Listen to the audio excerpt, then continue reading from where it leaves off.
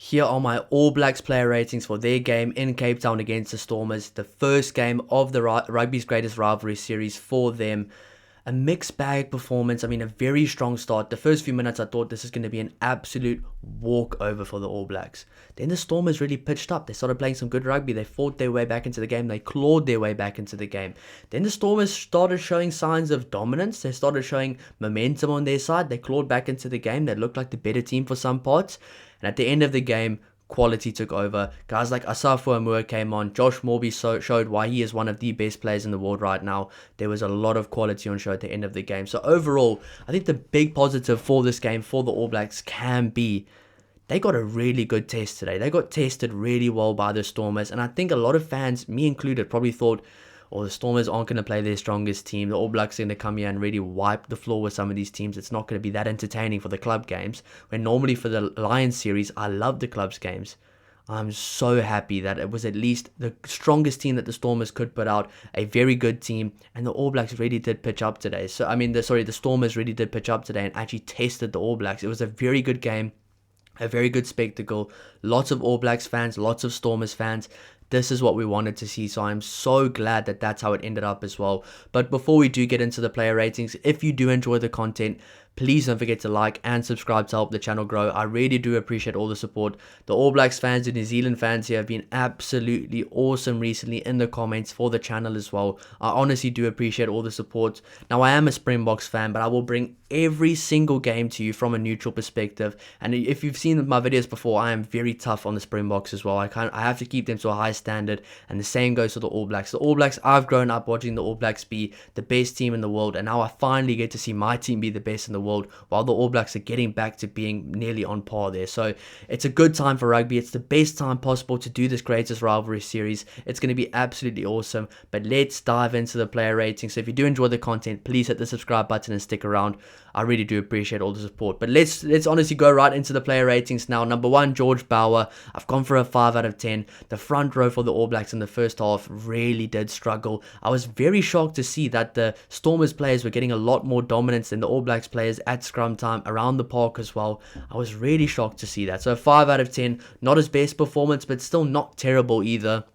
Number 2, Samisoni Taukei'aho. He needed to have a big performance to show he can play above Asafo Amua, play above Cody Taylor, and he did have a solid performance, but I still don't think he's done enough because Asafo Amua came on, dominated, looked physical, looked explosive. I think that might just be the difference at the end of the day, but still, Samisoni Taukei'aho is a very high quality test match player, so 6 out of 10 for him. Number 3, Pasilo Tosi. I've gone for a 5 out of 10. Once again, didn't get dominance at scrum time. Looked okay. But for a lot of these guys here, they haven't really played that much. They're just trying to play together now for one of the first times.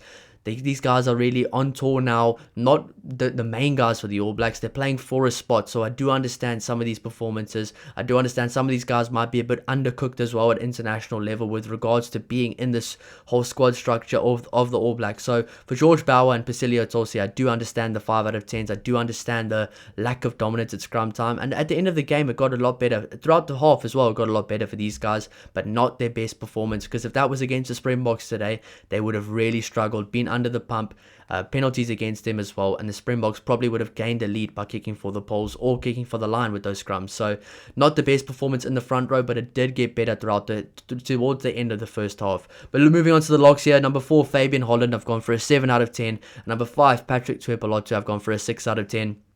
Fabian Holland was really good today, a workhorse all over, and I think you'll see a lot of the scores here for the All Blacks won't be that high because I hold the All Blacks to a very high standard, and if they played the way they did in the first few minutes, all of these scores would have been 8s or 9s, but they really slacked off after those first few minutes, and that is, you have to give credit, that is a testament to the Stormers who, after that first try, I thought, oh no, it's the end of the world now, it's going to be 60-0 to the All Blacks. No, the Stormers fought back, they played with heart, and they made it a really good match, a very good match to prepare for the test matches for the All Blacks. So Fabian Holland, a 7 out of 10.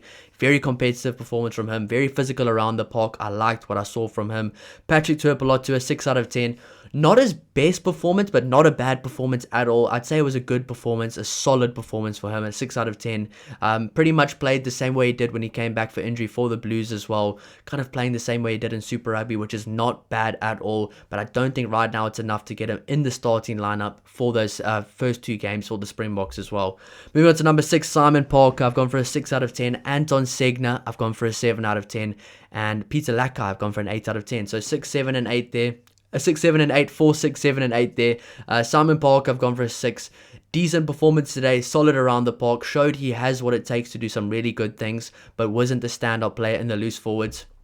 Anton Segner, what a way to start the game. Massive hit early on, nippy around the park. I like the way he plays. He's tough, he's gritty, he's physical. He just gets on with it as well. And I think that's a lot of these All Blacks players right now. They just get on with their job and they do it absolutely brilliantly. So I think this All Black side has a lot they can build from because they're getting the fundamentals right as well, the work rate fundamentals. And I think Dave Rennie will really bring those things out of him.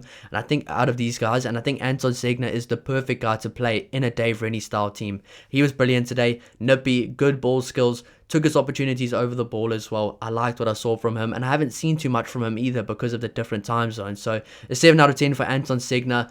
Peter Lakai, one of the best players on the day, an 8 out of 10 for him. He was brilliant. What an athlete, what speed, what explosiveness, what high rugby IQ. Very good steals today, very physical around the park. One of the most tackles made as well. I think it was the most tackles made. I think it was something like 17 tackles if I'm not mistaken.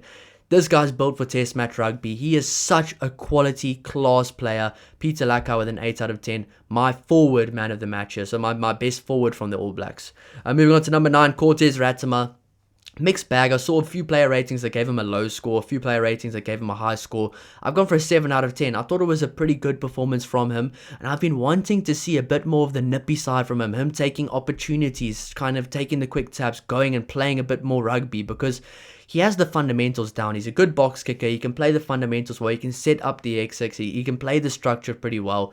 I like to see a bit more of that character from him today. So a 7 out of 10 for Cortez Ratama. Not a bad performance for him. But for number 10, Beauden Barrett, I've gone for a 5 out of 10. And I know this might be harsh, but I thought he was bang average today. I thought Beauden Barrett, one of my favorite players in the world, favorite players growing up.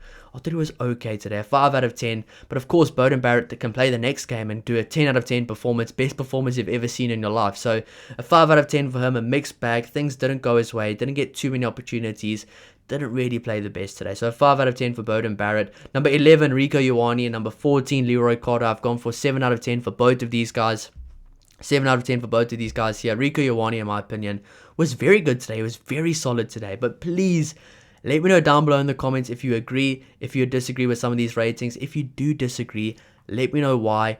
Please let me know why. Don't just say I disagree, because I've seen a lot of comments, people just disagreeing and not saying why, not saying, or if they do agree, also not saying why either. So let me know down below your reasonings. If you do have different player ratings, we want to talk about it. This is what the channel is about, talking about it, bringing all the people in, getting all their opinions. But I thought Rico Ioane was pretty solid today.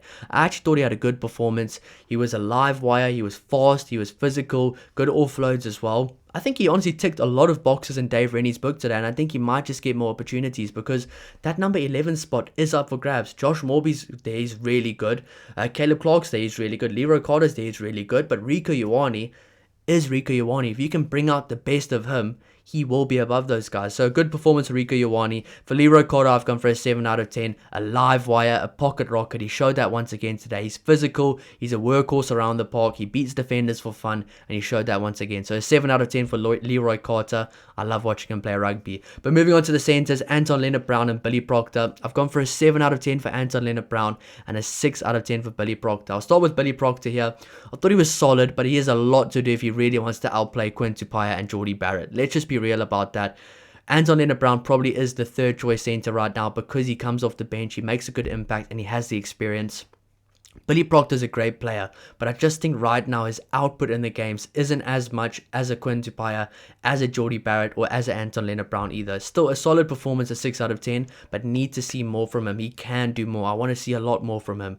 And number 12, Anton Leonard-Brown, I've gone for a 7 out of 10, and I think Anton Leonard-Brown might just get the number 23 jersey for those opening games against the Springboks, because we had some pretty good cameos for the All Blacks in the Nations Championship. He was pretty solid today once again. Yes, he got a yellow card. card. I think it was him that got a yellow card, but he was solid once again today. I mean, he was beating his opposite numbers, and they were very physical as well. He's very good with ball in hand. He's nippy, he's skillful, he's physical. That's what you want from these guys. He's experienced at that level, and he's one of those guys. He has a very good attitude, and never say die attitude, and he just gets on with his job. And I think the coaches will like Anton Lienert-Brown, because I've always rated Anton Lienert-Brown very highly, because he just gets stuck in, he just gets the job done.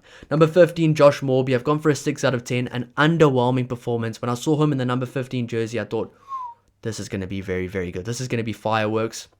Obviously, a bit of a product of his surroundings there. Not too much came his way. He tried to do what he could with the ball. He did a very good scoop there at the end to score that try. That was a highlight by itself. That even gives him an extra point there.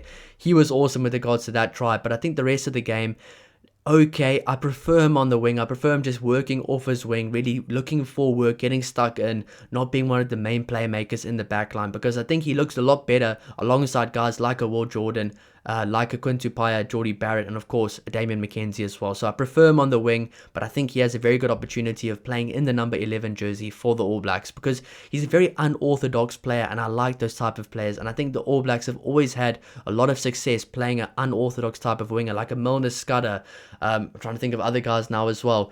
There's a lot of guys. I mean, Rico Ioane, when he first came, was a bit unorthodox. There's a lot of really good players that have come from the All Blacks that just don't play the same compared to others. I mean, Israel Dag, a fullback, but still didn't play the same way everybody else played in his position. And I think Josh Morby is the same there. So I like what I'm seeing from him, but still a 6 out of 10 performance. But now going on to the bench, the entire replacements, I've gone for an 8 out of 10. I thought the replacements were really good today for the All Blacks. I mean, first of all, the guys that came on, Asafu Amua, the guys in the front row as well, Ethan Blackadder, all these guys that came on made a really good impact. The two guys in the backline as well, I think it's Jacob. I can't remember the backup scrum off because I haven't been watching that much Super Rugby, but they made a very good impact. They were really good off the bench. Caleb Clark as well. Thought the bench came on at the right time because the All Blacks started to claw back. The bench came on. They added the energy. They added the venom, and that was the killer blow. Asafu Amua, I think, will be in the number 16 jersey or the number 2 jersey for the test, because he is such a special player. The way he dominates people in contact, he is so physical. He's such a great player. But those are my player ratings right there. George Bauer, 5 out of 10. Samisoni Takiaho, 6 out of 10. Pasilio Torsi, 5. Fabian Holland, 7. Patrick Tuipulotu, 6. Simon Parker, 6. Anton Segner, 7. Peter Lakai, 8. Cortez Ratimer, 7. Bowden Barrett, 5. Rico Ioane, 7. Anton Lienert-Brown, 7. Billy Proctor, 6. Leroy Carter, 7. Josh Morby, 6. And the replacements, a solid 8 out of 10. Let me know down below in the comments if you agree. And if you do disagree, let me know down below why. Thank you so much for all the support, and I'll see you in the next one. Cheers.